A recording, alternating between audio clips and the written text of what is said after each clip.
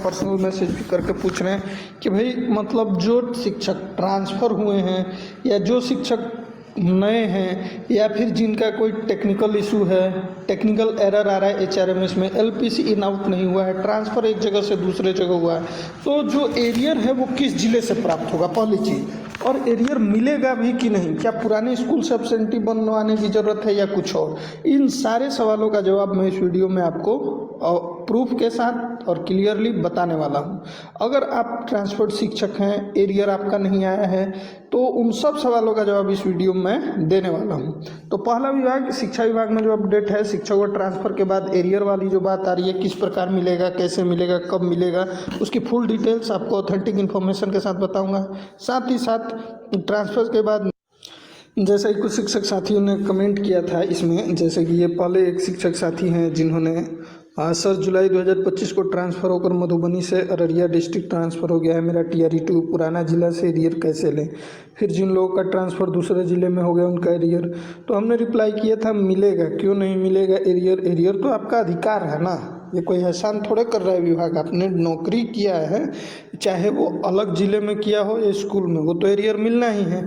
अब सवाल ये है कि पुराने डिस्ट्रिक्ट से मिलेगा या फिर नए डिस्ट्रिक्ट ट्रांसफ़र डिस्ट्रिक्ट, क्योंकि एचआरएमएस पेमेंट से ज़रूरी है, प्राण ट्रेजरी से रिलेटेड है, तो किस प्रकार एरियर मिल सकता है, उसी सब के बारे में और भी कमेंट हैं बहुत सारे, उसमें हम बात करेंगे। जैसे शिक्षकों के बाद ट्रांसफ़र एरियर, क्योंकि पहली चीज़ आपका एचआरएमएस जो है, अगर पहली चीज़ कब किस स्थिति में आपका नहीं मिलेगा, यदि एचआरएमएस में समस्या है, एलपीसी इन या आउट, एलपीसी इन आउट का यदि समस्या है तब दिक्कत हो सकता है। एलपीसी इन आउट की समस्या है तो प्रॉब्लम हो सकता है। दूसरा, प्राण आपका अगर ट्रांसफ़र नहीं हुआ हो तब दिक्कत हो सकता है। ये दो तरह की दिक्कत अगर है तब तो आपके एरियर में समस्या होगी।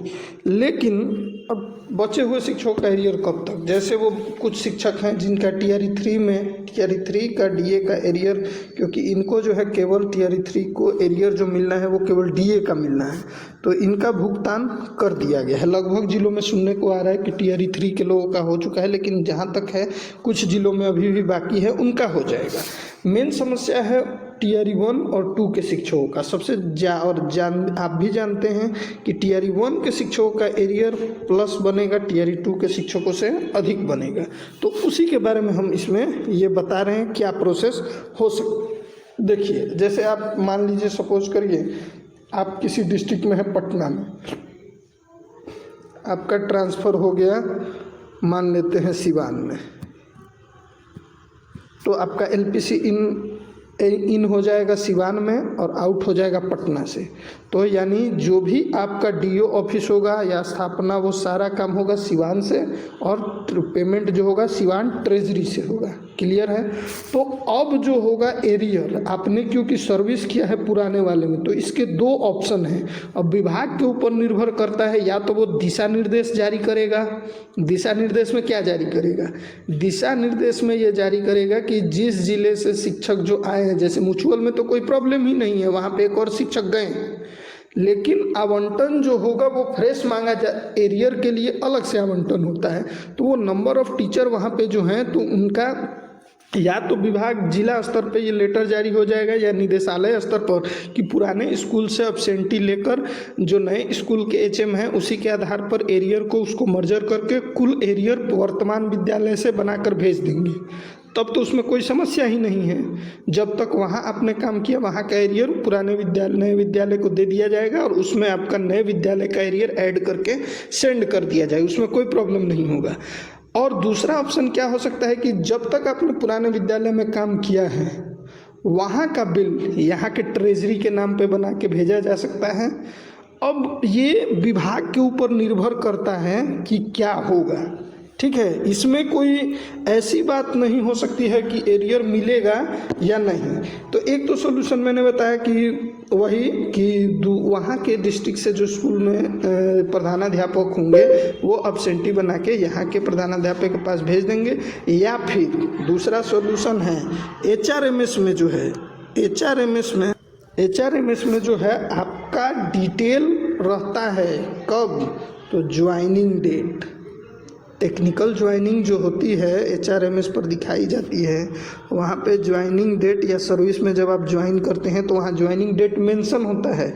तो यानी आपने वहाँ ज्वाइनिंग किया है और उस ज्वाइनिंग डेट के आधार पर जहाँ पे वर्तमान में HRMS है, जिस जिले में आप पदस्थापित हैं, जिस विद्यालय में कार्यरत हैं, उसी ज्वाइनिंग डेट के आधार पर आपका एरियर बन जाएगा। तो ये तो क्लियर हो गया कि एरियर नहीं मिलने की संभावना बिल्कुल भी नहीं है, वो आपका अधिकार है, मिलेगा भी, पहली चीज़। दूसरी चीज़, जो दूसरे ज़िले से आए हुए हैं, या तो एक सॉल्यूशन होगा, वहाँ से एब्सेंटी मंगाएंगे अपना ऐड करके, ये पेमेंट तो यहीं से होगा, हो सकता है माध्यम दूसरा हो जाए या फिर कुछ भी, और नहीं तो एक माध्यम और भी हो सकता है कि जैसे किसी साथी का अगर कैश पेमेंट बाकी रहता है तो वो चेक से होता है, लेकिन वो पुरानी व्यवस्था थी पूर्व के टाइम पे, जब ऑनलाइन सिस्टम ये चीज़ें नहीं थी, तब के लिए कैश दे दिया जाता था या कैश डायरेक्टली अकाउंट में दिया जाता था। तो यही चीज़ इसमें है, तो इसके लिए वेट करना होगा दिशा निर्देश का, लेकिन एरियर जो है वो आपका मिलना तय है। और हमें उम्मीद है कि एरियर जो होगा वो जनवरी के वेतन के बाद, अभी तक तो बहुत जिला लेटर नहीं निकाल रहा है, जबकि शिक्षकों के बकाया संबंधी लेटर निकालना है। और ये मैं बता रहा हूँ, ये BPSC Tier 1, 2, 3 के शिक्षकों की कमी के चलते, ना तो उनका कोई स्पष्ट संघ है जो एरियर की डिमांड कर रहा है, क्योंकि विशेष शिक्षकों के संघ ने अपने मांग को महत्वपूर्णता से रखा है और उनका भुगतान भी हो गया पर्व त्यौहार के समय, चुनाव के समय, और आप लोग सोए हुए थे। उस टाइम पे अगर आपने चाहा होता तो उसी के साथ आपके एरियर का भुगतान हो जाता, लेकिन अभी भी समय है। जनवरी में उम्मीद है कि जनवरी में भी पत्र मांगा जा सकता है और फरवरी तक भुगतान की संभावना है। मिलते हैं, आज की वीडियो में इतना ही, यही आपको सूचना देना था।